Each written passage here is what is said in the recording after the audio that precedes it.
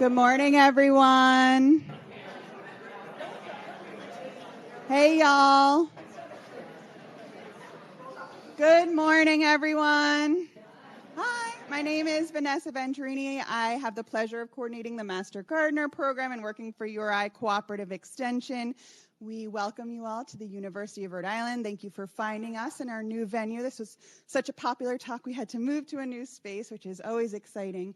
And we're so glad to be here for our Gould lecture series. You're about to hear from all of our various partners that come together to make this series possible. And you're in for a real treat this morning.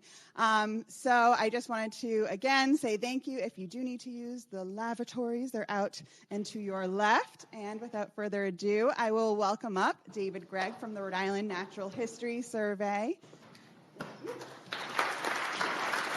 Thank you, Vanessa.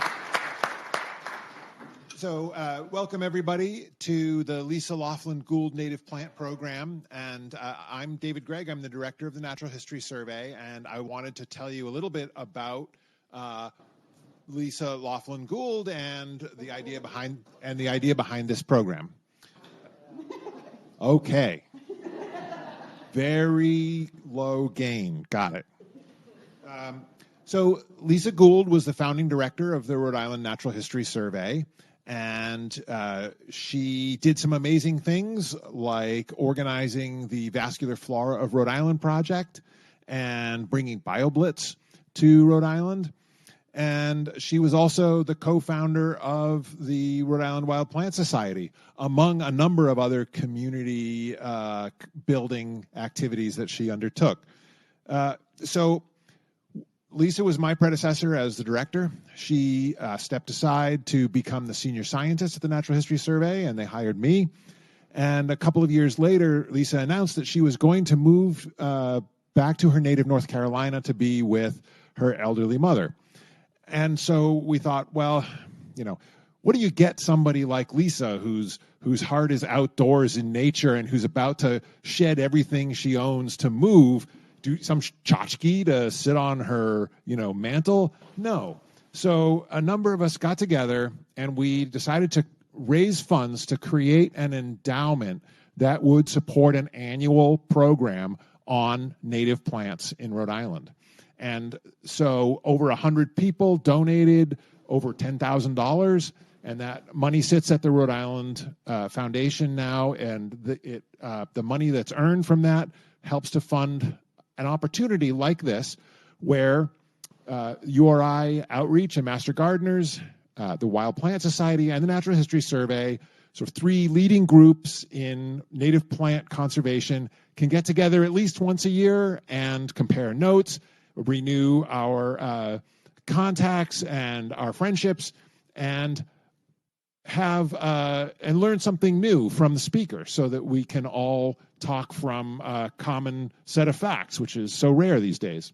So that's the purpose of this, is to bring everybody together, and here you all are. And so thank you very much for coming. And please, introduce yourself to your neighbors as we go through the program and afterwards, and take advantage of this opportunity. It's one of the purposes of it.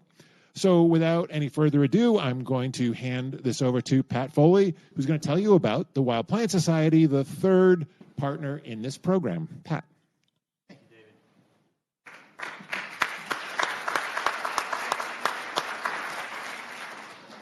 So I will echo my predecessor. Closer. I will echo my predecessors in saying thank you all for coming here today.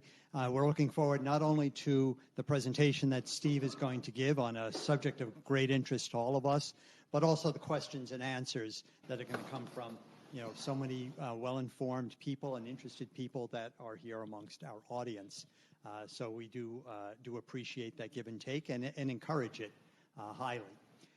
One of the areas that made this speech the subject of this speech seem like a good one for us is the whole idea of the supply chain around native plants. Native plants are having their moment now in the world. We hope that they're going to become more prominent in our wild areas, in our managed areas.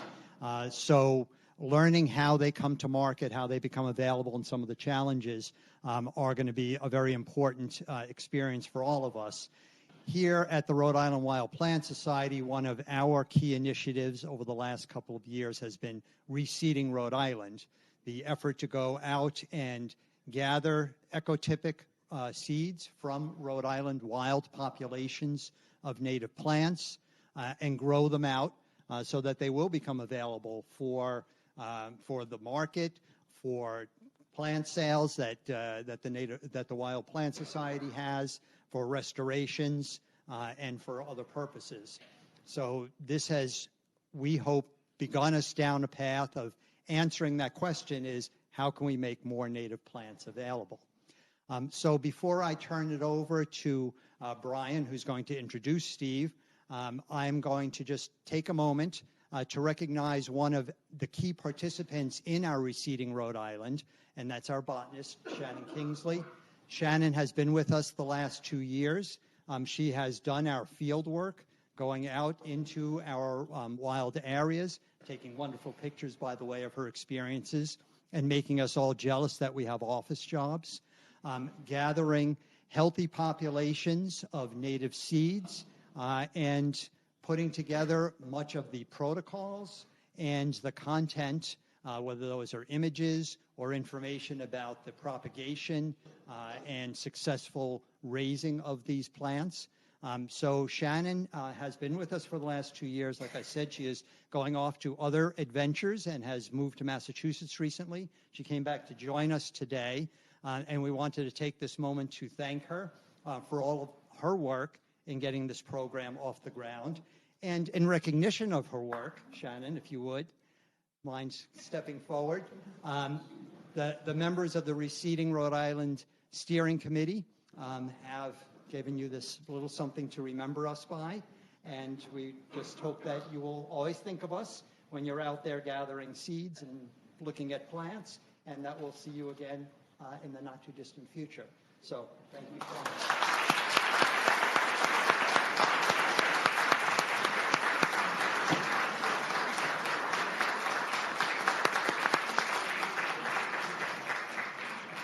And now I will turn it over to the man who knows how to use the microphone, Brian Maynard.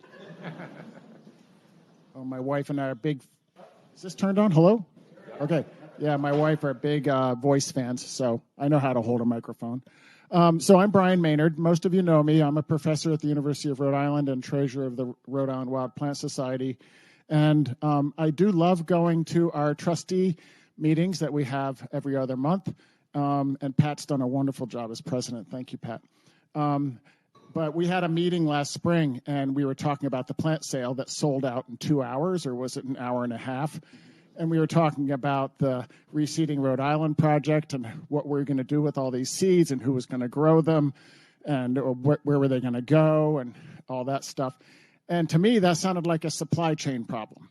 And so they said, well, who should we get for the fall talk? Can we even come up with somebody? And I said, oh, I know somebody that knows native plant supply chain problems.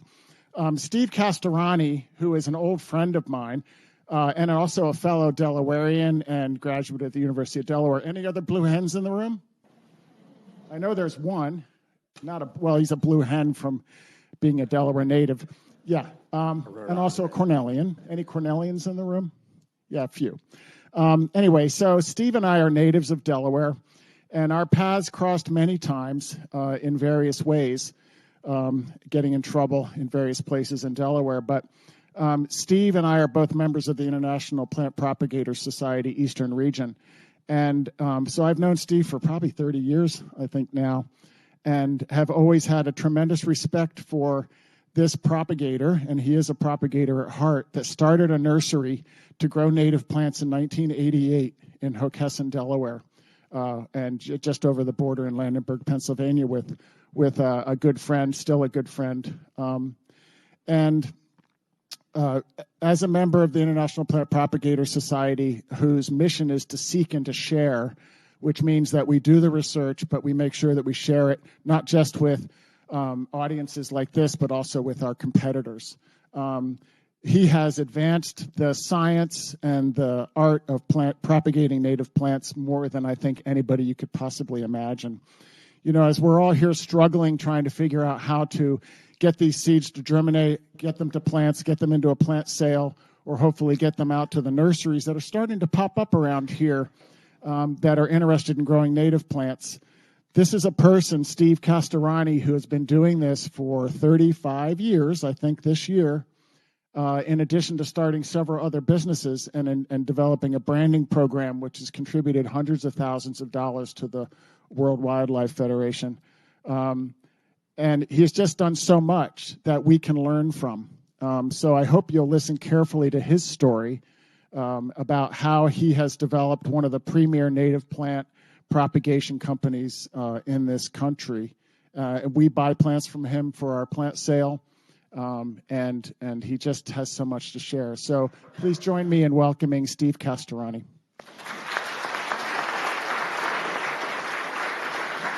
Thank you.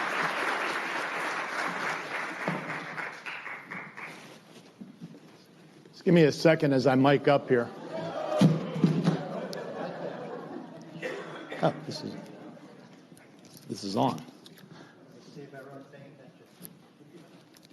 It's rolling away. And that goes down. Yeah, under here. You can leave that out. Welcome. Can you hear me okay now? Great. I'm mic'd up. Those are big shoes to fill over here. I don't know. It's quite the introduction. But first I want to say, all right. How about that? Is that loud enough? No.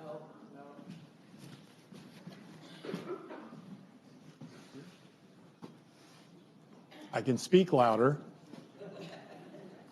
I'll work on this. You try that. Okay, how about now? Better? All right, I'll be shouting at you now. Try not to use my large voice, but thanks so much.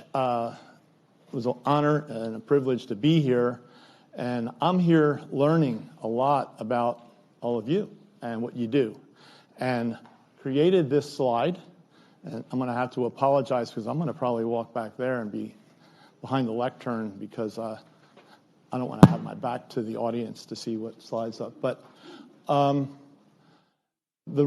thanking the Rhode Island Wild Plant Society, the Rhode Island Natural History Survey, and URI, Master Gardener Association, but I did a little research, and David really took some of my job away talking about Lisa Gould and her program, and this program, and what she did. I've never met her, but it was interesting to do the research to understand what you do and what happens here. And I think David said she's left a legacy here, and you have to be really proud of what she's done. And then I found out that she didn't stop working when she left to take care of her mother. She just happened to write a book on coastal plants from Cape Cod to Cape Canaveral. So pretty amazing. But we're in Rhode Island, and I had to learn a little bit more about Rhode Island. I've been here before. Spoke with the Master Gardener Group, with Vanessa. Let's see if we can turn. Here we go. We're going to talk about North Creek Nursery, and we're not going to talk just about North Creek Nurseries. We're going to talk about North Creek Nurseries in the scheme of supply chain, what we do as a business, how we influence and where we've come from, and put things in perspective, because I've been doing this for 35 years, as Brian mentioned, but in those 35 years, we started at very humble beginnings. There wasn't a native plant movement when we started. It doesn't reflect any way what you all are seeing today. And I'll try to share some of that through some photography and a little bit of what we do. So this is where I'm going to step back so I can So 35 years ago, my business partner at the time and I, Dale Hendricks, who's here in the photograph, we co-created a concept. We spent a year trying to figure out. He wanted to start a nursery. I already had 2 businesses running. I'll talk about in a minute. But I had to understand what plug production was, because plug production was very new in the market. And when he said, I want to start a nursery, I'm saying, yeah, I could really use some trees and shrubs and stuff to put in the landscape, so we'll start what I'm thinking of a traditional nursery. And he's like, oh, no, plant propagation nursery. And I was propagating plants in my backyard because there wasn't the supply chain for plants, especially ornamental grasses. And actually, I had met Dale because he was growing ornamental grasses on the side, because the company he worked for didn't grow ornamental grasses, and there wasn't a conflict with his job. So he already had a little nursery started. So we came together. He took money from what he had saved, like the $10,000 he saved for buying a house, and I put $10,000 up that I borrowed from my mom because I was already extended pretty far, having started a garden center and being in the landscape business. And he brought his inventory, and I took the greenhouses that I had behind my house and some property and my business skills, and we started North Creek. But we built a market where one didn't exist, and we had to think through that. And it wasn't a native plant nursery. But we had a great understanding of ecological landscapes and the ecology, and it was something that we wanted to bring forward. You have to understand the risk and reward, and then you have to do what you believe in. And this was kind of like something that has gone through those 35 years and even before we started this venture for both of us. You have to educate, market, and promote what you do. It's really important. I actually say it again. Educate, market, and promote what you do.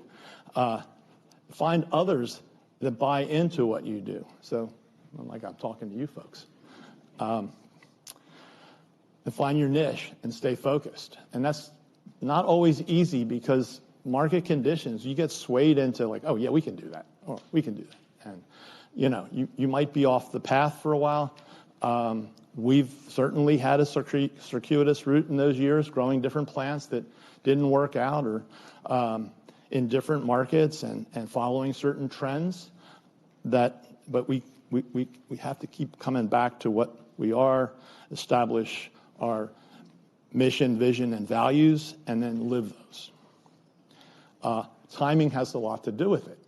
We were really coming into the market when the perennial market was just very young. There weren't plugs. There weren't, most of the plants that we're selling today weren't part of a plant palette that was used by landscape contractors, designers. If you're talking perennials, it was daylilies, stilbes, hostas, peonies, all of those things that were bare root, that could be shipped bare root. A lot of them coming out of Holland, things that you would buy in the garden center. And then container culture changed that. And then plug culture changed that. And you'll see some of this.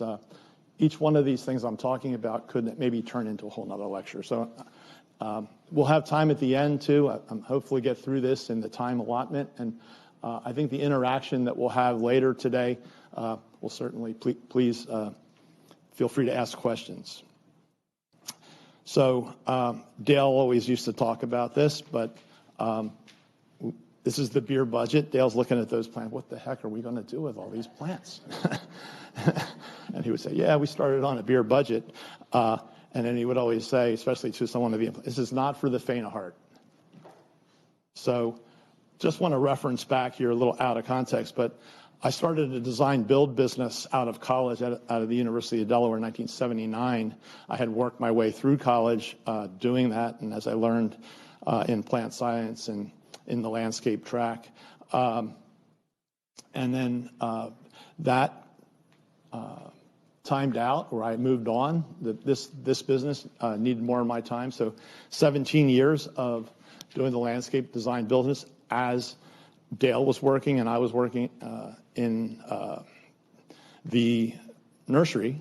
But somewhere in '85, before North Creek, we started a garden center because I needed a supply chain to, met George last night, another Delawarean, and we talked about how do you, as those times, how did you have plants to use in your landscapes? And it really wasn't wholesale yards and all the things that we have today.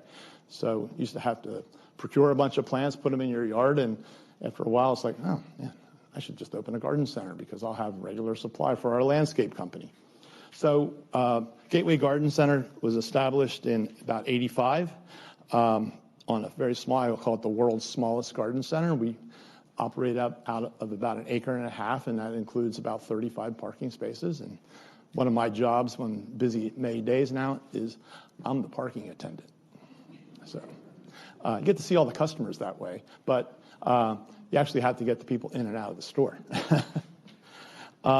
There's a couple of pictures there, and you can see there's one of the things I wanted to mention is about educating and promoting, and this goes way back in early there. The middle picture, working with the Delaware Nature Society and some of our local like-minded organizations, we got them to come in and start talking about native plants and educating our customers and working with them.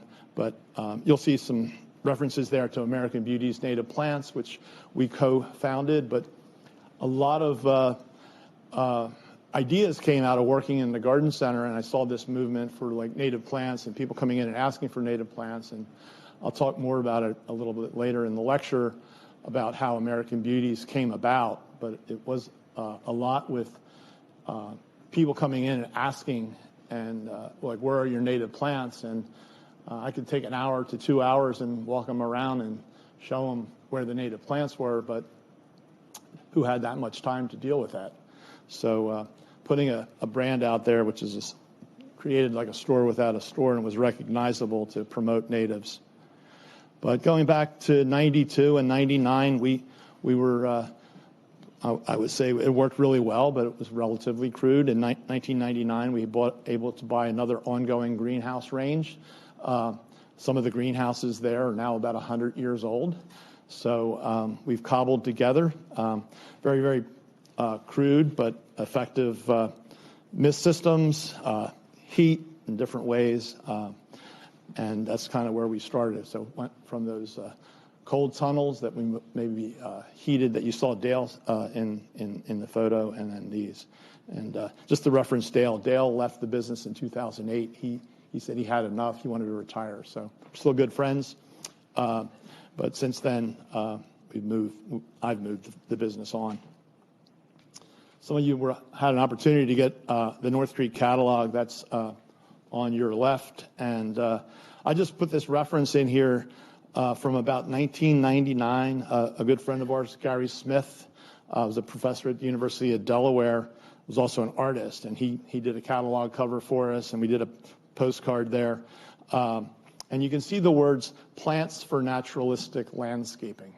So I thought back on like native plants, and native plants really didn't resonate and with landscape designers and landscape architects, and the movement that happened back in the 80s into the 90s really came out of a firm in DC named Omi van Sweden. Wolfgang Omi, being a German, brought a lot of the grasses, a more natural landscape, and they got contracts to redesign a lot of the federal buildings in DC. But they weren't native plants, but they invoked native landscape, and it was called the New American Garden or New American Landscape. And we were understanding that, and we were more focused on native plants, but I think I referenced back to naturalistic. I think back then naturalistic it was either natural or not natural. Naturalistic maybe wasn't even a word. But In the current catalog, we call it a resource guide because we don't print it all the time. So we try to convey a lot of information, a lot of education. All of this information I'll reference again. It'll be on our website that you can find. So we started in 88, and it was Dale and I. Dale had an employee. I didn't have to work full-time. I had a full-time job, or a couple of them. But currently, we're 84 full-time employees, roughly. 5 part-time. We do interns. We have 1 full-time intern now that's in a program in school, and she's coming in. But we do have interns through the summer. We grow about 8 million plugs a year on about 7 acres on 2 farms. Farms are 13 miles apart, so there's another challenge. And our product mix looks like this. We're not a strictly native plant nursery. We do grow a lot of native plants, maybe about 85% are native plants or native plant cultivars. But and the reference there, like in grasses, it would be 28 and 7. The 7 would be we grow grasses in 2 different sizes, or those out of those 28s, because we serve 2 different markets, and I'll explain that. This is an idea of what we do here. In 2001, Dale and I did a lot of experimentation on the nursery at our existing the first nursery in Landenberg, and we forwarded the concept of landscape plugs, and we introduced landscape plugs into the marketplace. So we took a test plot, killed the grass, put out these plugs in a matrix, figured out how much time it took, how much we could charge for that, and then brought that concept forward. We were working with a lot of landscape architects and engineers, and it was that dialogue, and as we were working with them, we started to plant plugs in the landscape to get more economy per square foot and less labor costs for the contractors to make these larger landscapes affordable. Instead of planting 1 or 2 gallons where it takes lots of time. So we came up with the concept of the landscape plug. But the smaller sizes go to growers, and they make up anywhere from 75 to 70% of where our plants go. So our markets that we serve are the horticultural market and the landscape market. We just break it down into 2. So the grower market at maybe about 65%, and the ecosystem services market at 35%. And you can see the breakdown in the plug sizes there. We do custom grow for specific projects. I'll talk about that a little bit later. 85% being native and 15% horticultural non-native selections, and about 8.5 million plants now that we are producing. And so I wanted to explain, propagation types. You can see the ladies taking cuttings off of our cuttings. That's a way we propagate plants. But about 35% of 37% of our plants come from seed. 35% from unrooted cuttings. And the interesting part there is 82% come from our own stock. So we manage, I would say, a cutting farm at the nursery. So we have to manage a lot of plants, a lot of native plants that are selections that we have to manage for cuttings at the right time, for the right quantity, to keep them, disease-free and insect-free and such. We do work with tissue culture on certain varieties, I'll explain, for various reasons. It's very, some plants just don't propagate in other ways. And to get the kind of quantity of plants that we need to satisfy certain markets, we definitely have to use the tissue culture. It's a tool in our tool shed. We purchase plugs in, and those would be ferns. We grow about 750,000 ferns currently. We work with a supplier that does them through sporulation or tissue culture, but we buy those inputs and then send them out. And then A lot of them go to growers, but they can be put directly into the woodland landscapes. And Carex might be another crop like that. We do some plants from division and also from bare root. And this is just another breakdown here. We do a seeding. We hand sow. We use a vacuum seeder.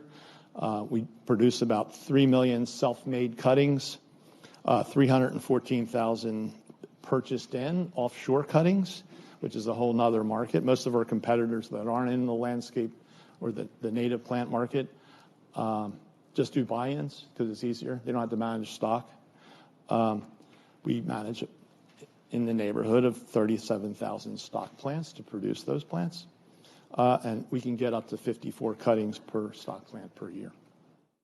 For the divisions, we do grasses, carex, Cicericium, tissue culture, euchera, which we also do out of seed for straight species, iris purple flame, and then we do iris versicolor through seed. So horticultural product that's native and or seed open pollinated varieties.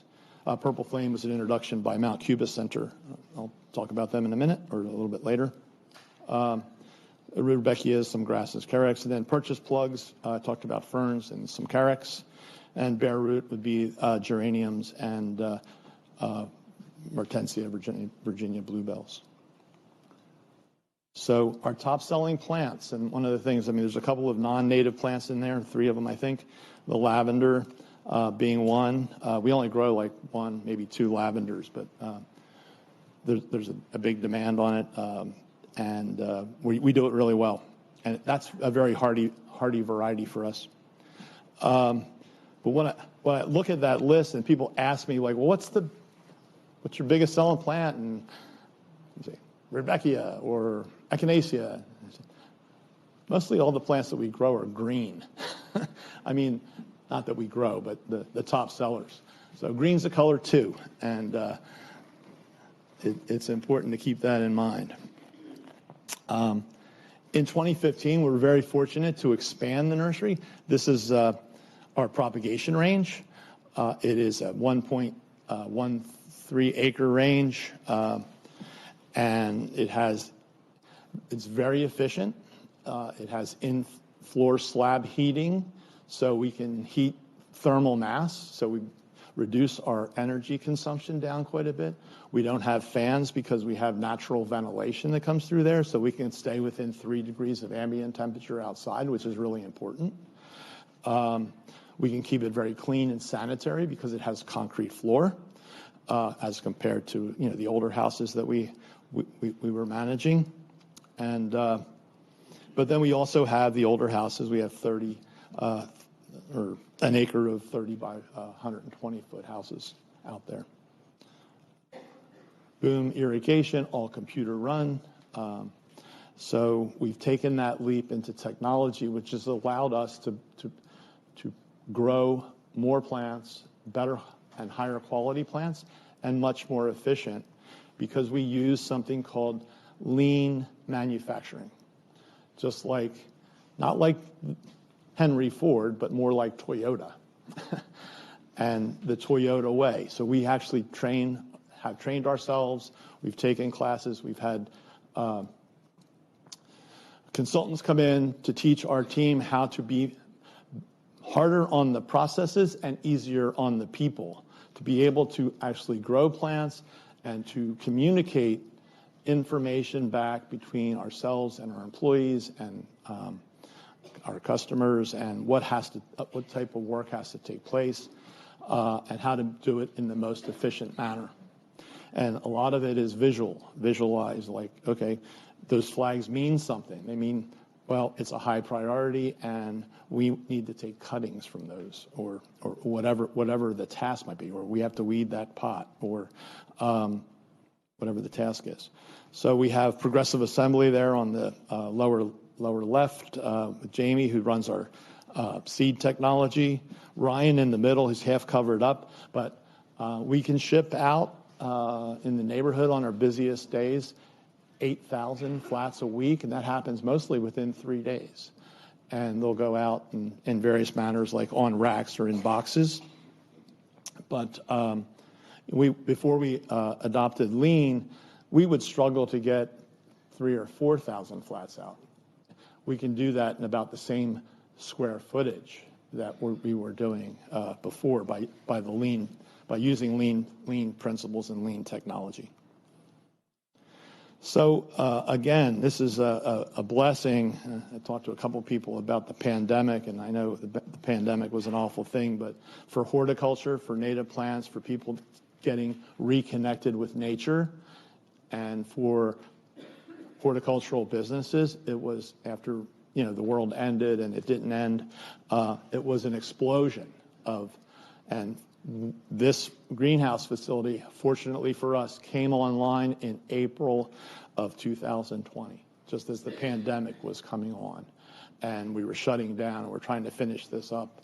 So this is at the other farm. It's 13 acres. I'm sorry, it's on 28 acres, and it's a 2-acre range, but all of the technology pretty much mirrors the other farm. So going back to the Toyota, we have the Toyota of greenhouses. It's very efficient. It's very cost effective. We just mirrored this. So eventually we'd be able to propagate in this house. So it has all the things set up for it. But right now we do our holding and pre-shipping in this facility. And it looks like that on the upper left. The old range there, the smokestack's gone, but those are the houses. Our shipping's way in the back. And we have room to expand if we need to put 3 acres in. But I just wanted to reference, there's some plants there in the greenhouse. But like any other developer that wants to develop property these days, we have to abide by stormwater regulations.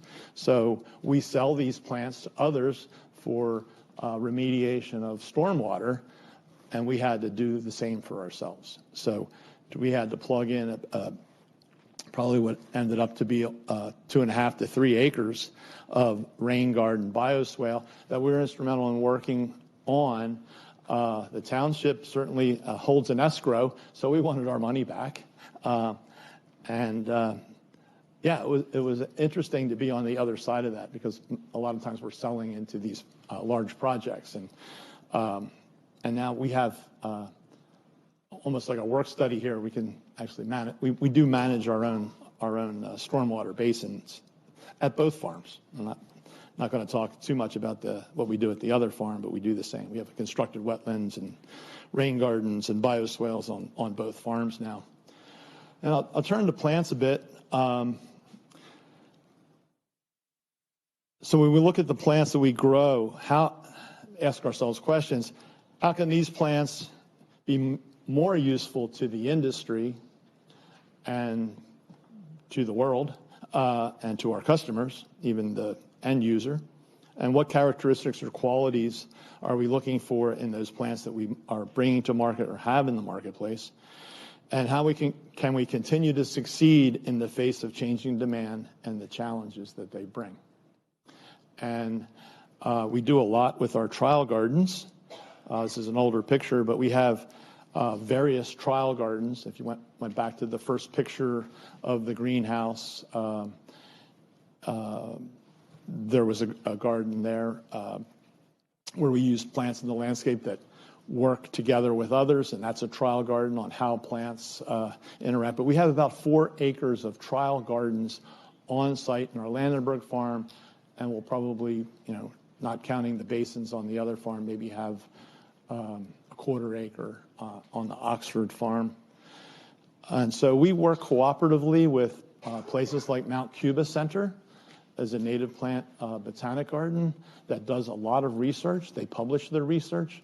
We look at those varieties. We compare notes for them. We bring those plants to us. We share plants back and forth. We figure out the plant propagation protocols on certain plants that they want to bring to market so that we're successful. And so we work with them. We work with the Chicago Botanic Garden. We work with private plant breeders or introducers. We work with other universities. And when we look at plants, and we kind of have a little, like, I'll call it motto or whatever.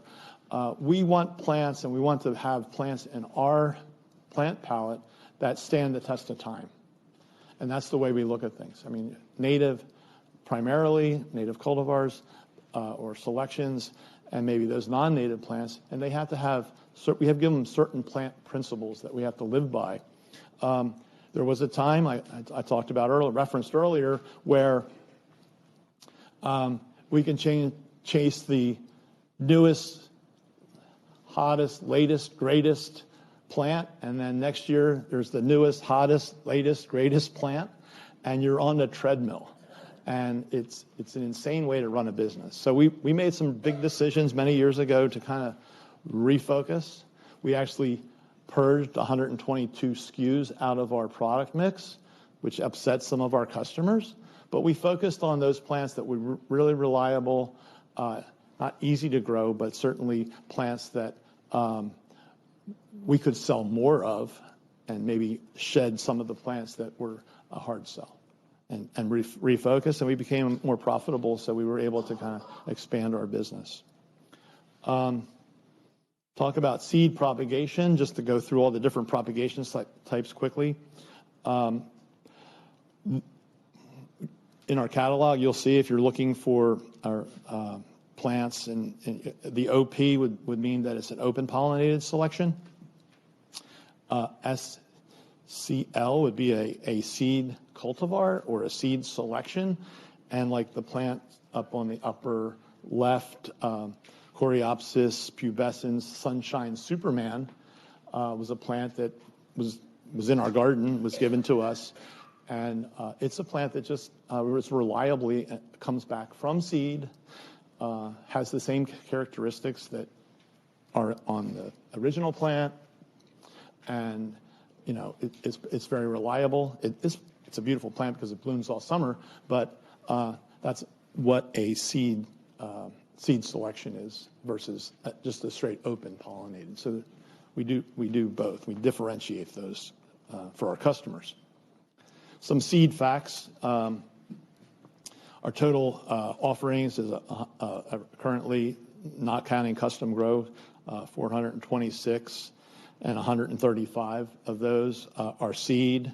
We collect about 22 or 23 plants or seeds in-house in our gardens, and we use those same gardens for marketing, but we also use them for seed collection.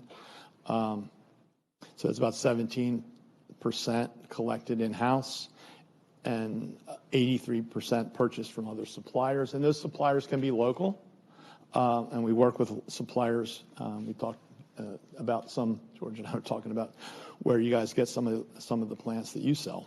And there's common bonds here, and there's other places that I'm learning about just by being up here. And then we have plants that are transplanted and direct sown versus running through our machine, and native plant seed versus seed that we buy in, and seed that's already pre-cleaned, pre-finished. So there's the list of our on-site 20-plus species that we grow and collect seed from. And you'll see Tiarella on there. We work in-house, and we work with Longwood Gardens, and we collect out of their woodland garden. And use open pollinated Tiarella, but we also do selections of Tiarella, like running tapestry or oak leaf as varieties, that come out of tissue culture because they don't replicate from seed that way, and we have to do those numbers. So Rudbeckia being one of those seed, certain of the Rudbeckia's seed cultivars, Casmanthium, which is a rampant cedar, almost a weedy cedar. So, Monardas, some clematis that we're actually bringing into the market, some native clematis. And seed cleaning, I know that came up here in some of my conversations last day. It's challenging, and we do not have high-tech seed cleaning equipment. We are not in the seed selling business. We're not in the seed cleaning business. That's a whole nother business. So I don't anticipate that we're going to we may eventually do more, but it does take a certain amount of effort. So We learn how to clean seed. We have to know how to store each individual seed for the process of how to get it to germination. And at each seed, we have records that we take very serious as to what takes dry storage, cold moist stratification. So we have couple different coolers or not that actually will keep seed viable over time. Talked about seed collection. So we have maps of our nursery here in the middle panel for Amsonia there, and where is it located, so we can send our team out to do the collection. And we also I talk about lean again. We want very highly visual information so that people that are working for us can say, oh, I'm collecting the right seed. It should look like this when I'm done. And that's important. Seed treatment is also very important, and I know you guys go through this with your seed, but cold moist stratification is very important in the bag on the right over there. It has all that information, the weeks that we're going to collect it or put it into cold moist stratification, how long it's going to be in there, what's the anticipated time of germination, weeks. You can do just warm moist stratification that doesn't require refrigeration. We scarify, like on the lower left. If you have a hard seed coat, you have to kind of put it in a tumbler with sandpaper and just kind of scratch that coat to a certain degree and then sow the seed. We can use gibberellic acid to kind of use a hormone to enhance germination. And then we learn to cut months off of iris versicolor by floating it to mimic nature as like something that's in a wetland area. Well, it may have times where it dries out and it gets moist, and so we are teaching ourselves. And then Jamie, who runs the seed program there, that black tube is you folks that are chefs, and there's a sous vide.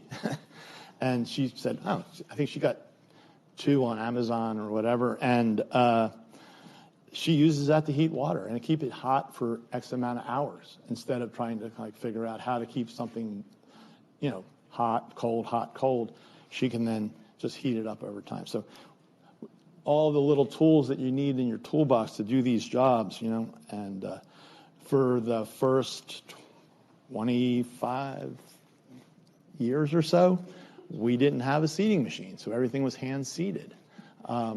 Very tedious. We still do hand seeding, but we've got a vacuum seeder now, and we're much more efficient, and we work with certain seed suppliers that have cleaner seed, and we clean seed that maybe can fit through this vacuum seeder. And I don't have a video, but it's really cool because it's very, very precise, and we just have really great people that are working that. And then it goes seeded, and then it goes into its own bay. We don't have germination chambers, but that's something we think about because it's a lot of space to take up in a greenhouse. But you might be able to get more efficiency by stacking it, at least till it germinates. If it needs some seeds need light germination, some don't. I mean, there's lots of variables. I talked about the information on each bag. They're QR coded, so we can actually shoot them, and they're all in our production system. We do transplants from seeded trays directly into these deep plugs. We can seed directly into the deep plug also, but that would be by hand. So lots of different techniques for seed. And just a little seed fact, our fastest growing seed item from a direct sow into a landscape plug for Asclepias incarnata, we can turn that around in 8 weeks. And when you talk about open pollinated, this is just another tool, and we reference this on our website. So if you were to look up Monarda fistulosa and say, oh, it's open pollinated, and anything you want to learn. But if you don't know about the biota of North America, USDA has very similar mapping that you can find for specific genus and species. And you can look at this. I picked one that is pretty prolific throughout the United States. And so the dark green is present in the state, and then it'll get down to the county level, or if it's rare, or it's present and rare. There's a lot. There's actually more colors that aren't on that chart, but just really good information. So you can. The website link is there, bonap.org. So I talk about unrooted cuttings, and this is kind of continues to be something that is growing for us because of the demand for native plants or native plant selections and the certain plants that we can grow, and that offshoring.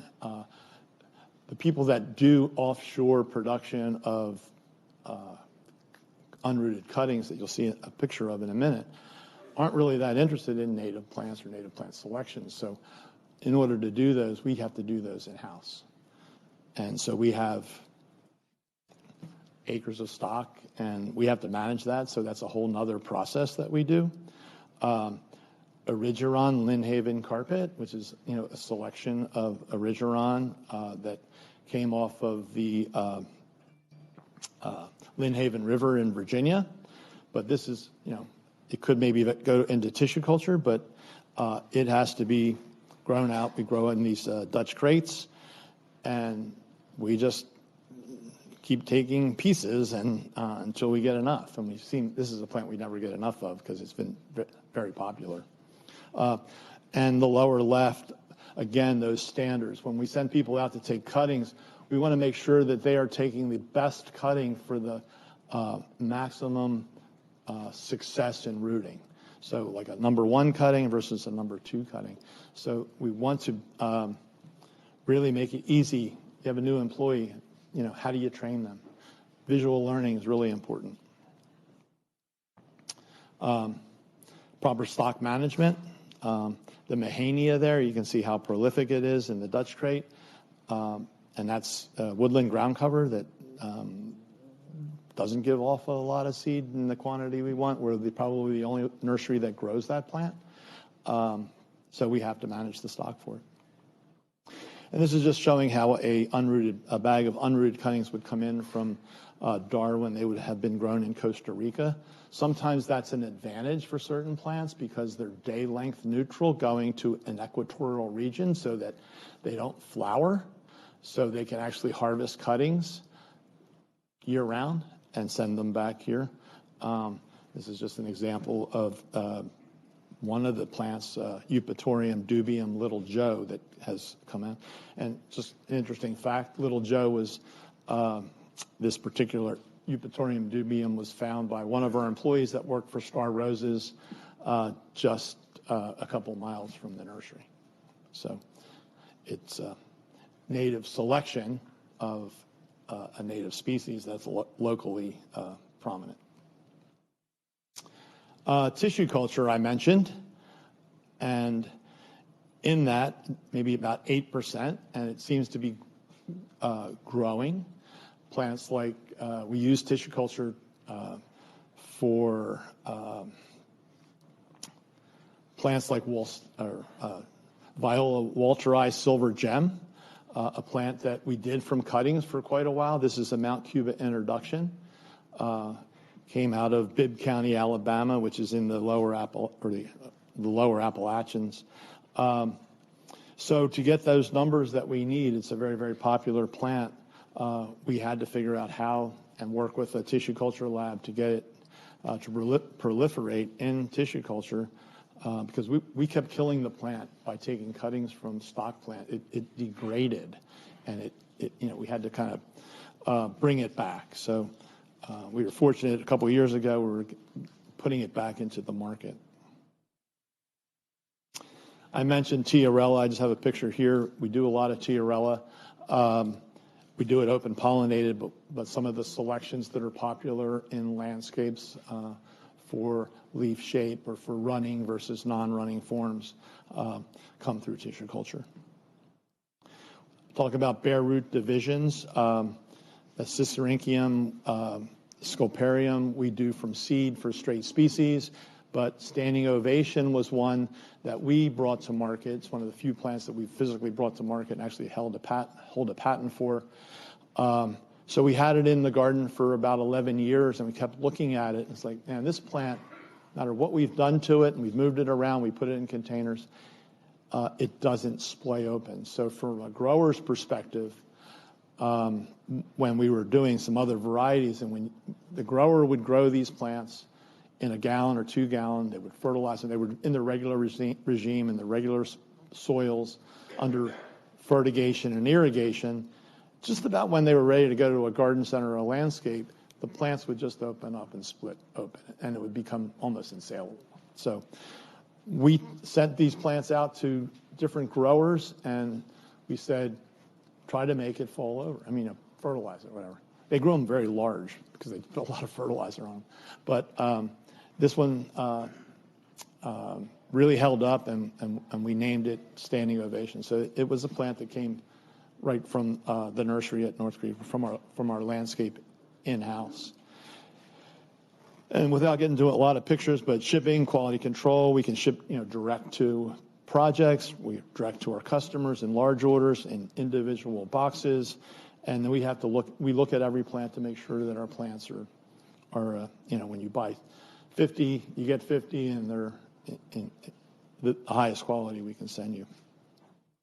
Very briefly, I like to bring this up. We do not use neonicotinoids, and so I use the word soft chemistry. There's Nate, he's armed and beneficial. We use a lot of beneficial insects for our IPM program.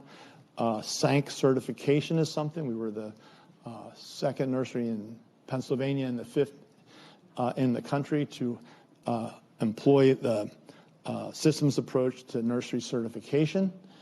So we self-certify. We have everybody in the nursery that gets trained to look for insects, diseases, and our processes and sanitation and all the things that kind of can go awry with growing plants.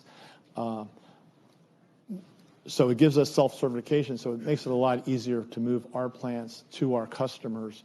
And we get like a pop visit, and we get a organized visit once a year. We fill out paperwork.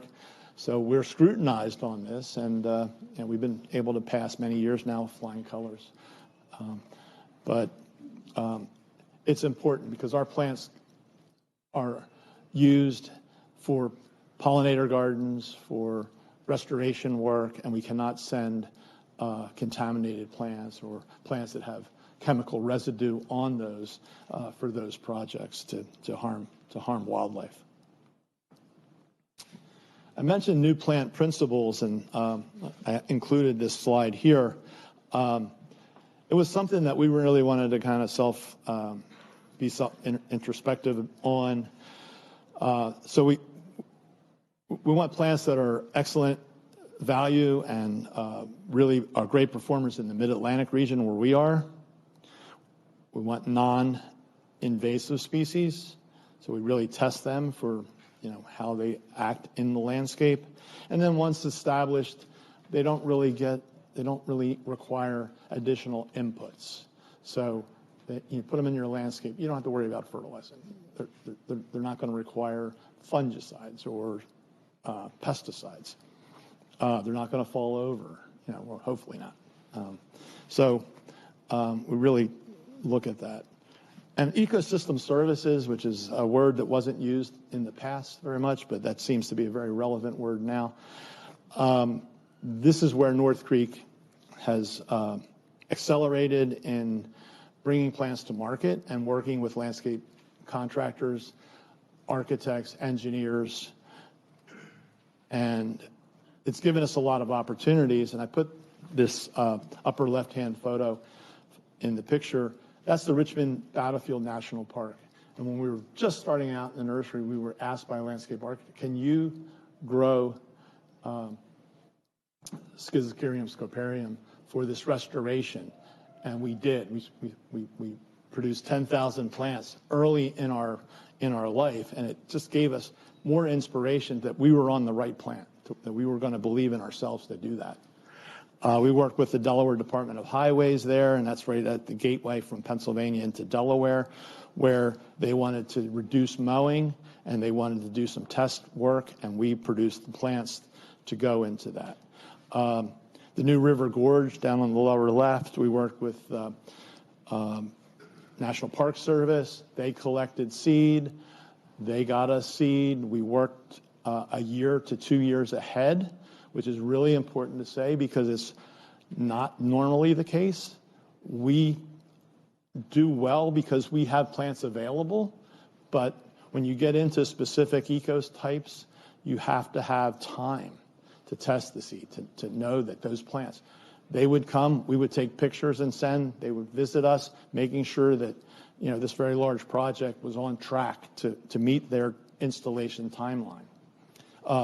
The last picture is the Brookside Botanic Garden, where they're doing a lot of, in their parking lot, they changed it to do rain basins and rain gardens and infiltrate their parking lot so that their footprint would be consistent with their message at their botanic garden.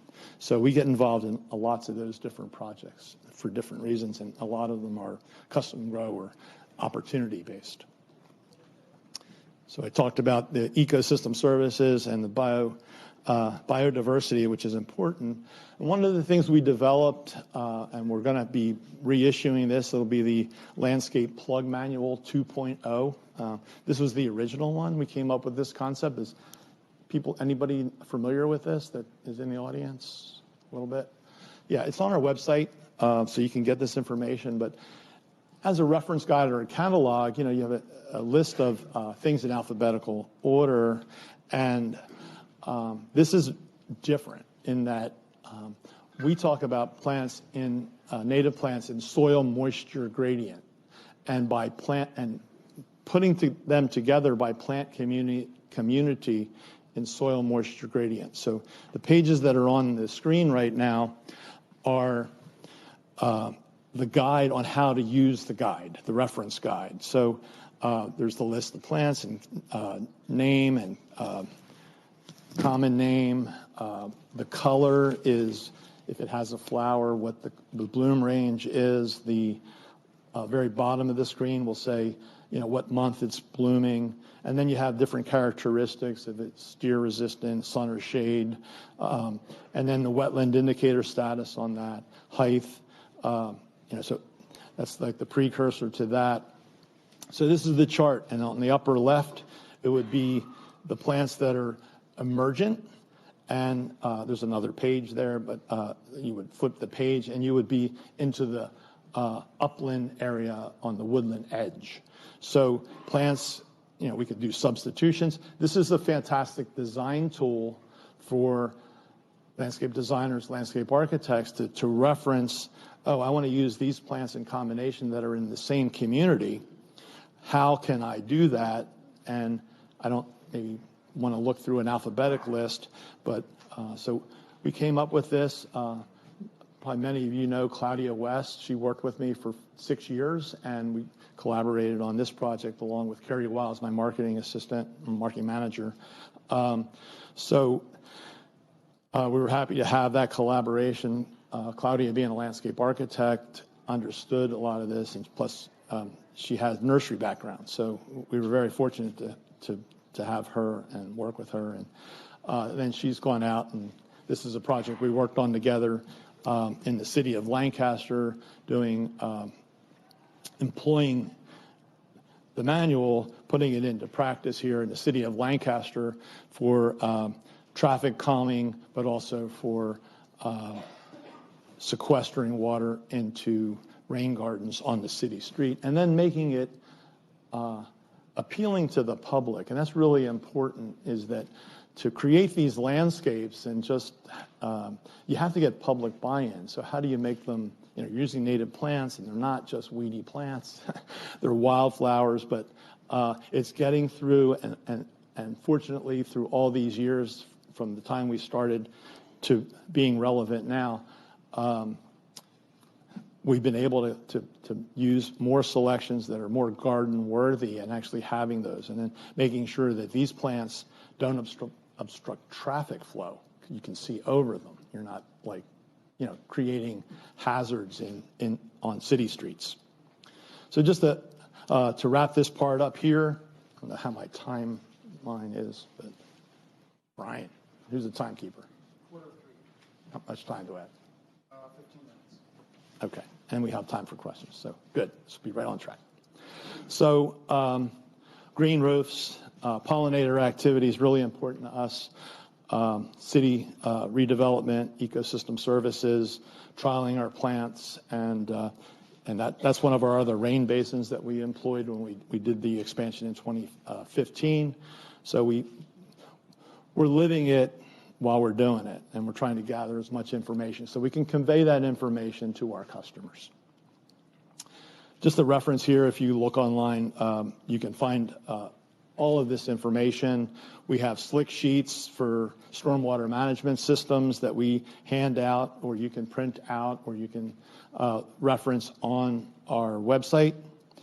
And just a suggested list of plants that we suggest for sand-based engineered soils.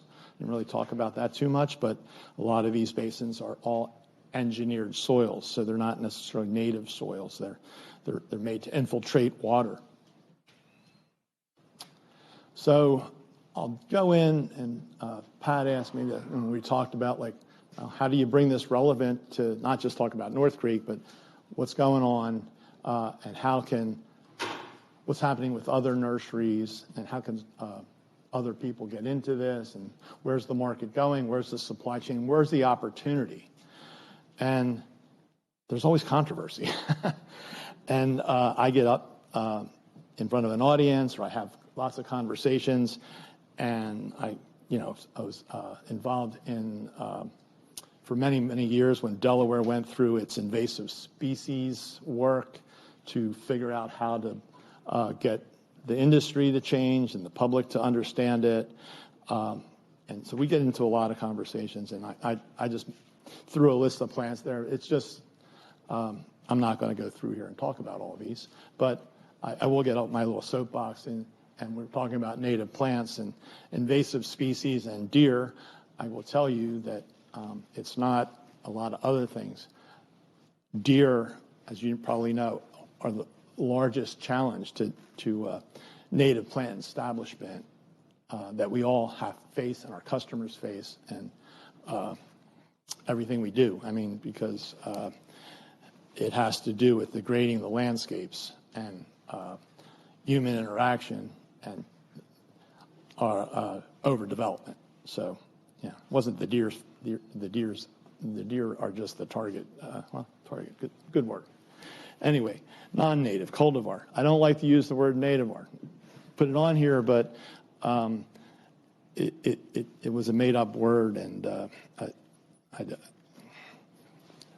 anyway, species form, native selection, biodiversity, ecotype, ecoregion, genotype, phenotype, climate change, global warming. We talked about this last night.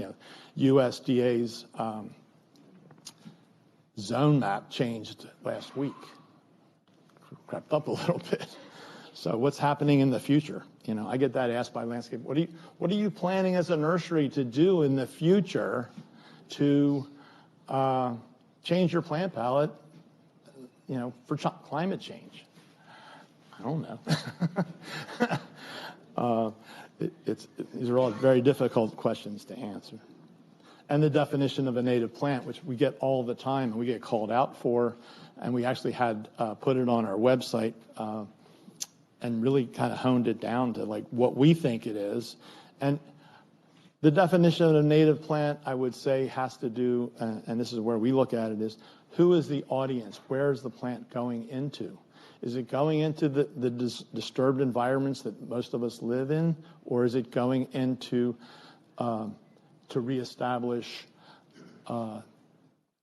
native landscapes in biodiverse areas that haven't seen tremendous disturbance.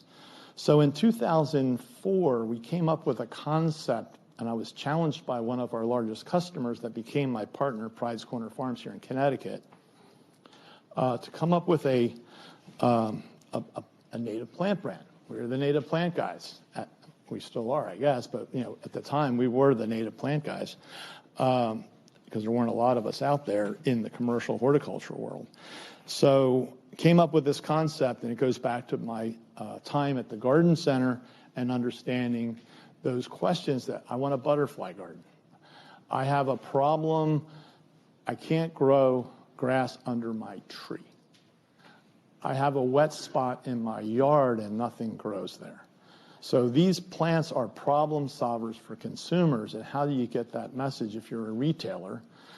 And having these native plants prominent in a garden center and having somebody that might work there that doesn't know native plants can point to the customer that, oh, they're in the green pots over there, and there's plenty of information on the tag.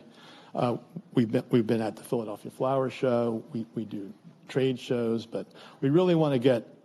This is not a program for restoration work. This is an entry-level program that is evolving. We use cultivars, but there's a lot more open pollinated straight species coming into the program over time, and that seems to be the trend, which is good because the public is starting to look at that and understand it. Our public, the gardening public, are not ecologists, so we have to kind of get it down to make our gardeners successful to want and understand native plants, and this is the way we came about it. We worked very closely for the first 10 years with National Wildlife Federation, and in doing that, when we came to them, they said, we've been doing this for 25 years. Where have you been? We have 5 million people that are in the backyard habitat program. They always ask, where can I get native plants? So making native plants more accessible and more commonplace and more recognizable was how this program came about. And that's, like I said, the display at the Philadelphia Flower Show when I was outside during the pandemic. That little sign there says "Find a local garden center," so we could hone in, and people would come up and ask, "Where can I get those?" And we could say, "Oh yeah, hit this QR code, and you're in northern New Jersey. Here's three garden centers that are in your 5-mile area." So inspire, promote, and educate. And educate is really important. I keep saying that. We have to educate our consumers, our public, ourselves. So getting information out that tells the story, tells them about the plant, the importance of the plant, how it's used with other plants. So I said we always ask, especially with social media now. So we came up with the definition, trying to make it simple. In American Beauties, we define natives as straight species and their cultivars, with cultivars being selections of straight species, not hybrids, because that gets pulled in, especially with nativars and that word, where somebody says, oh, well, that's a native plant, and that's a native plant, and then somebody mixes the genetics up, and then you got a hybrid, and yeah, they're native plants, but they're not native to a region. So most of the cultivars you can kind of say, oh, well, that was, like I used that Eupatorium Little Joe. Well, that was from southeastern Pennsylvania, so we look at it that way. There are many other definitions, and there's ones I didn't even put on here, so a whole nother big debate. Wanted to point this out. This is important. The Native Plant Society of New Jersey has made a very, very large effort. If you want to take this down, you can get a hold of Kim Rowe down there in the lower left-hand side of your screen. Plus, if you Google this, you can get through a YouTube link and some great information where they're really pushing to get a consumer link to the garden centers and having the garden centers grow more native plants. And you can see there's American Beauty sign and there are no American Beauty's pots in the picture. It's kind of interesting. I pulled that off the website. But I've had many conversations with her. I've introduced her to some growers, and there's just this movement. It's happening here in Rhode Island. It's happening in New Jersey. It's happening throughout the country. So I would say that we're still in the beginning wave. This is going to go on for a long time. It's not going away. So I couldn't say that a few years ago. I was always challenged about, well, you're a native plant guy, and you're odd. So here's how relevant it is. This is a nursery down in southern New Jersey, one of my customers. So our plants, North Creek plants, I told you the plants go to growers. Many of our growers are now putting their own native plant program together. So trying not to have an advertisement here for American Beauties, but we were the first in the market to kind of start to brand native plants. Centerton Nursery, they sell into your area, but they also sell in different parts of the country. They came up initially with this concept, which I think is beautiful. They look at these plants and they said, hey, let's make an association. We'll call it Butterfly Candy. They're good at marketing. What's the association with the Baltimore checker spot and Chelone glabra? There it is. There's information on the back of the tag. So they've kind of married up plants with butterflies and made caterpillars important. So just a cool thing. Wanted you to be. Anybody aware of any of this stuff? I mean, it's kind of. There you go. So this is coming out new. I just went to their open house. So I talked about native species, and so they've taken it to this next level. 5 minutes. Okay. I think we're on track. So we have open pollinated species. Again, we work with them. They work with some of our competitors, other native plant liner nurseries, and they put this together. Good information, getting that out to the public. They influence a lot of consumers. So I'm happy to see that this movement is really moving forward here. Throw a plug out to Kind Earth Growers. Friends of ours, local, they're focused on wetland habitats. All seed grown except for a couple plants, but mostly all seed grown. There they are exhibiting at Plantorama at the Brooklyn Botanic Garden. They get out there.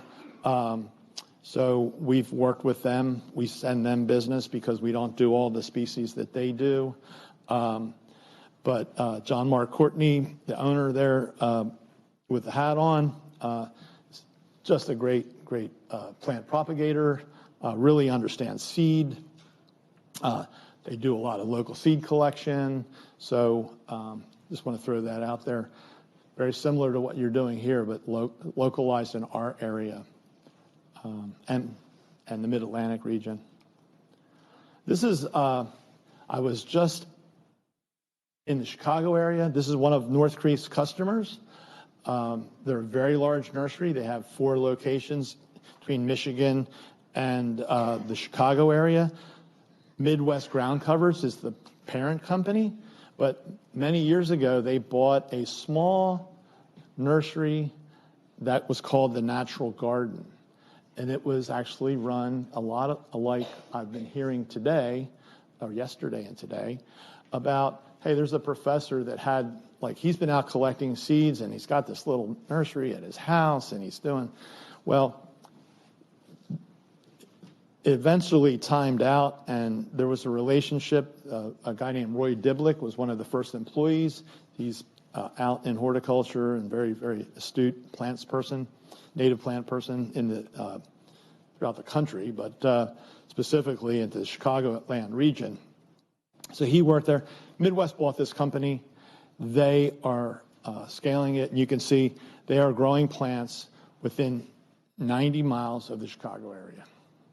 So really specific, and they're doing 200 varieties. And I happened to be there a couple weeks ago where they're doing seed collection, just the perfect time of year. So they're growing plants in small containers. There's a couple of plug flats. They'll sell in different ways. They don't sell seed, But they do, Enrique there's in charge of their seed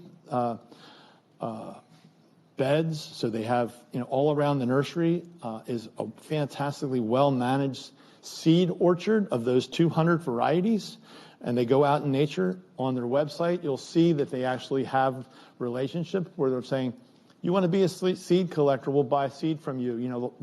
They'll go out and actually engage people in the local community too, which I think is cool. It's kind of like what I've heard about here.